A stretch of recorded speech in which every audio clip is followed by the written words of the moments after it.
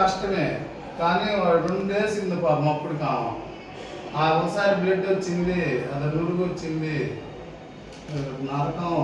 ఈ రకంగా కొట్టి ఏంది పోలీసులు కొట్టాలని రూల్ ఉందా? ఏంది కొట్టి ఈ పని చేశారే? న్యాయం లేదా? సంపేయాలని ఉన్నారు అసలు పోలీసులు అంటే. పోలీసులు ప్రజలు తీసుకొచ్చిస్తారు.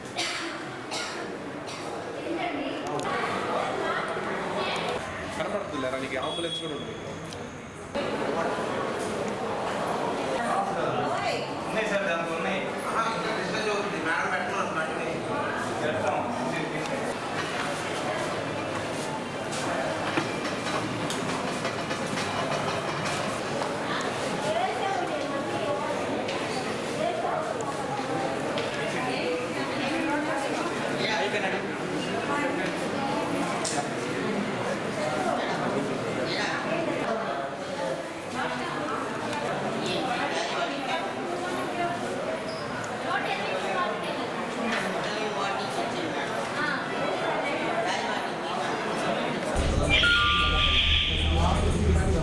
పేరు అంజనీదేవి. మా హస్బెండ్ పేరు రాజశేఖర్ గారు.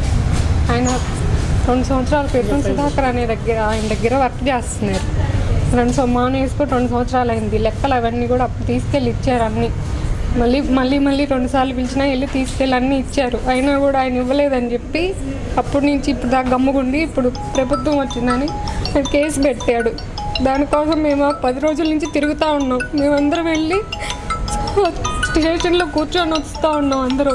నిన్న ఈయన ఒక్కరే వెళ్తే అక్కడ కూర్చుంటే మా లాయర్ గారు వచ్చే లోపల తీసుకెళ్ళి ఈయన కొట్టి అంతా చేపించి సంతకం పెట్టించుకున్నారు. 2 కోట్లలో పెట్టు, నువ్వు లేవస్తే మేము కొడతామని చెప్పి కొట్టి అన్నీ చేసి పెట్టించుకున్నారు. బలవంతంగా బెదిరించి పెట్టించుకున్నారు. మా లాయర్ గారు వెళ్ళి అడిగితే లేరు అని చెప్పారు. తర్వాత మా ఫ్రెండ్ వాళ్ళు ఆయన వెళ్ళి చూస్తే చెప్పులు స్కూటీ బయటే ఉంది. తర్వాత ఆయన చూస్తే లోపల ఉన్నారని చెప్పారు. అక్కడ ఆమెను అడిగితే ఇక్కడికి అసలు ఆ మనిషి రాలేదని చెప్పింది. తర్వాత చూస్తే లోపల ఉన్నాడు, రిపోర్ట్ రాస్తున్నాడు అని చెప్పారు. తర్వాత ఆయన బయటకు వస్తే కొట్టి రాపెట్టారు. నన్ను బాగా కొట్టారని ఏడ్చాడు. కాళ్ళంతా నొప్పులో పెట్టుకొని రాత్రంతా ఏడుస్తూ ఉన్నాడు. పొద్దున్నే తీసుకొని వెళ్తూ ఉన్నారు. పోలీసులు ఉన్నారు. వాళ్ళకి చేసింది సిఐ గారు, ఎవరో ముస్లిం అతను, ఇంకో కానిస్టేబుల్, వీళ్ళందరూ కలిసి కొట్టి రాపించుకున్నారు. 2 టౌన్ స్టేషన్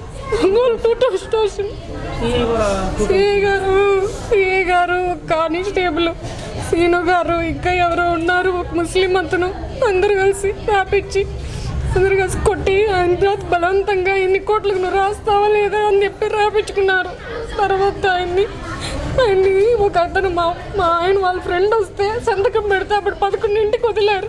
తీసుకొచ్చి ఇంటికి పొద్దున్నుంచి ఆయన అడ్డు తిరిగి ఇంక మనస్తాపం చెంది ఇప్పుడు అది ముందు తాగారు. ఇప్పుడు చౌబతుకుల్లో ఉన్నారు. దానికి న్యాయం చేయండి. నాకు 2 పిల్లలు ఉన్నారు. నేనేం చేయాలి?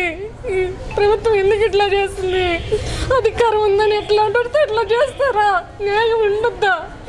సాక్ష్యాలు ఉంటే మీరు తీసుకెళ్ళండి అని చెప్పాము. మేము అప్పటికి అన్నీ రాసి కూడా ఇచ్చాము. మా ఆధార్ కార్డులు కూడా రాసి ఇచ్చాము. చూసుకోండి, మా పేరు మీద ఏమైనా ఉంటే తీసుకోండి, మా పేరు మీద ఉంటే తీసుకోండి, మా ఆయన తప్పు చేస్తే తీసుకోండి అని కూడా చెప్పాము. అయినా కూడా వినకుండా వాళ్ళు ఇష్టం వచ్చినట్టు చేశారు. ప్రభుత్వం వాళ్ళ చేతుల్లో ఉందని సుధాకర్ రావు గారే అని కంప్లైంట్ ఇచ్చింది. మేము అన్ని దిక్కులో తిరిగాము, అందరినీ అడిగాము. ఆయన దగ్గరికి కూడా పోయాము. ఆఖరికి అసలు మీరు ఎందుకు మా మీద కేసు పెట్టారు అది కూడా చెప్పండి అని. ఆయన మమ్మల్ని కలవడానికి కూడా ఒప్పుకోకుండా ఇప్పుడు మనం ఆయన కొట్టించి ఇలా చేశారు.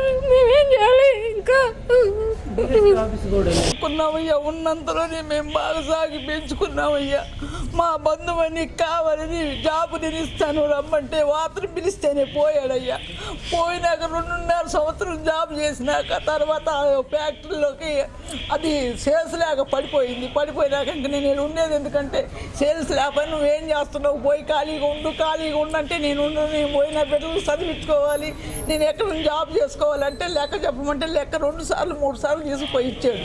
తీసుకుపోయి ఇచ్చినాక సరే ఎక్కడికో ఎందుకు ఇక్కడే వచ్చి జాబ్ చేయమంటే నేను జాబ్ చేయను, నీకు నాకు ఏం లేదు, నా మీద నువ్వు అబద్ధాలు ఆడుతున్నావు, నేను ఇంక రానని చెప్పి లెక్క కూడా ఇచ్చి క్లియర్ చేసినాక మళ్ళీ ఇప్పుడు వచ్చినాక ఈ 3 సంవత్సరాలు గమ్ముగా ఉండి ఇప్పుడు పెట్టి అబద్ధ సాక్ష్యాలు పెట్టాడు. అబద్ధ సాక్ష్యాలు పెడితే నేను అతని తల్లిదండ్రులు నేను అన్నందుకు నేనేమన్నానంటే వాడి మీద మాత్రం ఏమన్నా కానీ ఉన్నా మా మీద ఏమన్నా నా కొడుకే లేడు, నా కొడుకు అసలు లేడు అనుకుంటాను, ఎందుకు ఇట్లా అబద్ధాలు ఆడుతున్నావు, నువ్వేమన్నా వెంకవేరు చెయ్యి, ఏ ఆస్తులు ఉన్నా కానీ నీకు తీసిస్తామని చెప్పి మేము వాదన ఆడుతూనే ఉన్నాం. పోలీసుల దగ్గరికి వెళ్తే మా మాట అసలు వినిపించుకోవట్లేదు, వాళ్ళు అటు చెప్పే మాటలు తప్పితే మా మాటలు ఏం అసలు పురుగుతో సమానంగా మమ్మల్ని చూశారు. లాస్ట్కి మేము ఇంక ఇలా కాదని చెప్పి 22వ తేదీ నుంచి హింసిస్తున్నారు మమ్మల్ని, అన్నం నీళ్లు లేకుండా మా ఫ్యామిలీ మొత్తాన్ని మమ్మల్ని ఏ రకంగా పెట్టాలంటే ఆ రకంగా టార్చర్ పెట్టి రాత్రి నా కొడుకును రమ్మని చెప్పి నిన్నేం చెయ్యవు, నువ్వు ఊరికొచ్చి వెంకవేరు చేస్తావని చెప్పి అంటే పోయాడు. పాపం పోతే లోపల తీసుకొని పోయి ఎట్లా చేయాలంటే ఎట్లా చేశారు పోలీసు వాళ్ళు, లేకపోతే కింకర్లు అయ్యాయి ఇల్లు. అసలుకి నా బిడ్డ సావంచంలో పోరాడుతున్నాడు. ఇప్పుడు నా బిడ్డకి కానీ ఏదన్నా అయితే అయ్యా లోకేష్ బాబు గత 5 సంవత్సరాల నుంచి మేము మా చంద్రన్న ప్రభుత్వం వచ్చింది, మాకు న్యాయం జరిగింది, ఇతను ఆ ప్రభుత్వం బాగలేదని మేము ఉన్నాము. ఇప్పుడు కూడా ఈ ప్రభుత్వంలో కూడా మాకు న్యాయం జరగకపోతే మేము ఇంక చచ్చిపోవాల్సిందే కానీ మాకు ఇంకెవరు లేరయ్యా లోకేష్ బాబు, నువ్వే ఎక్కడున్నా కానీ స్పందించి మాకు న్యాయం చేయాలని కోరుతున్నానయ్యా. నాకు చిన్న పిల్లలు, నా కొడుకు అయ్యా, మేము ఈ వయసులో కూడా మేము ఎటు వెళ్ళాలి, నా చెట్లంత కొడుకు అయ్యా, నా కొడుకు ఏం కావాలని న్యాయం చేయమని